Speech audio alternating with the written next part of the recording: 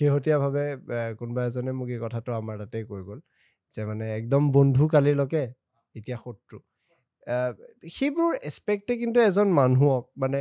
মই অকল প্ৰিপেৰেশ্যন চেণ্ট্ৰিক বা এডুকেশ্যন চেণ্ট্ৰিক কোৱা নাই মই বিজনেছ চেণ্ট্ৰিকৰ ফালৰ পৰাও কৈ আছোঁ যে সেই বেকষ্টেবিনবিলাকেও কিন্তু বহুখিনি সময়ত আমাৰ জাতিটোক পিছলৈকে টানি নি আছে য়েছ ইম'চনেল ফেক্টৰটো গুচাব লাগে আমি আৱেগিক আৱেগিক ফেক্টৰটো যোনটো হয় ইম'চনেল ফেক্টৰটো যোনটো হয় ইণ্টাৰনেশ্যনেল ৰিলেশ্যনছ হওক বিজনেছ হওক আপুনি যদি সঁচাকৈ আগবাঢ়িব বিচাৰিছে আপোনাৰ দেশখন যদি আগবাঢ়িব বিচাৰিছে নহয় আমি ইম'চনেল হৈ থাকিলে একো লাভ নাই আমি কি হ'ব লাগিব ৰেচনেল হ'ব লাগিব